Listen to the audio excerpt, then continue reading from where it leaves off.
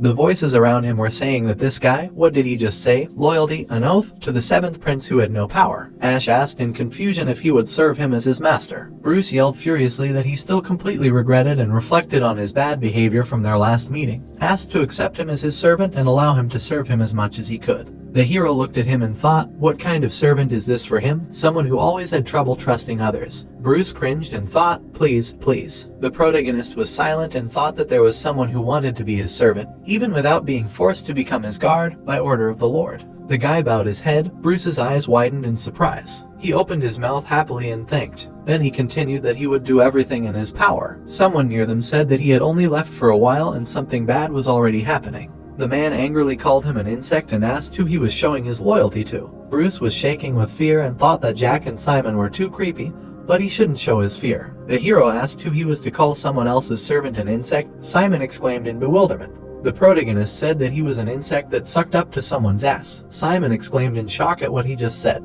Ash smiled and asked why he was stuttering. The voice asked why he was so scared. The guy bared his teeth angrily. He clenched his fists and exclaimed that he was a mudblood bastard. The guy calmly dodged the blow. He hit Simon right in the back. He rolled on the ground from the blow. Ash looked at him and said that he was nothing compared to that avatar. Bruce looked at the protagonist with admiration. He thought with a smile that, as he thought, he had made the right choice. The hero asked Jack if he wanted to try again. The voice coughed and said that he enjoyed it while he could. Jack walked past and continued that nothing would change, just because he had a servant. The voices said that Jack would leave him, and that such an aggressive Jack really just left it.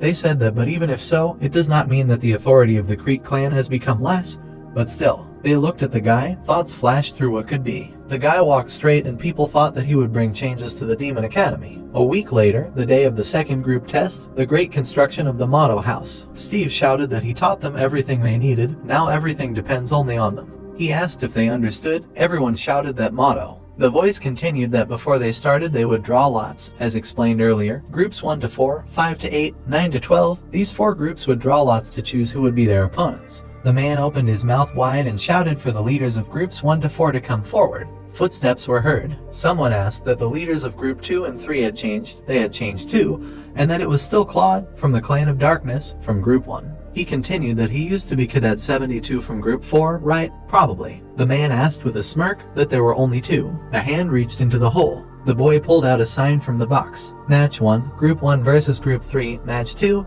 Group 2 versus Group 4. The people cheered enthusiastically.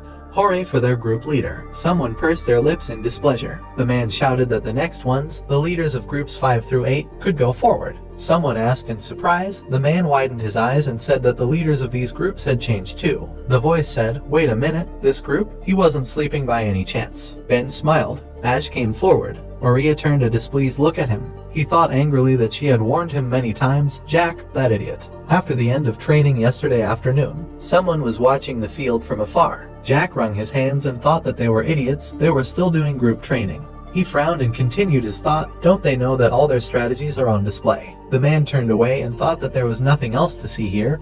He would go and practice martial arts a little. Someone called the guy. Maria looked at him with a smile. Jack asked in shock that it was her. Then he turned away again and left. The girl suddenly appeared in front of his face. Jack frowned and asked what she was doing. The girl asked that he was going to continue to ignore her when she called him. The guy asked what she wanted to say. Maria raised an eyebrow and replied that she called him after so much thought.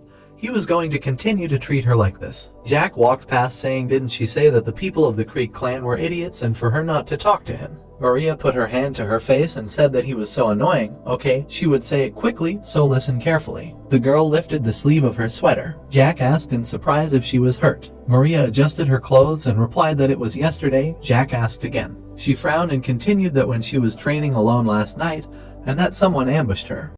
So, friends, this chapter comes to an end. What will happen next? We'll uncover it in the next chapter. Don't forget to rate this chapter out of 10 in the comments. We'll see you in the next video. Until then, take care and goodbye. Don't forget to like the video and subscribe to the channel.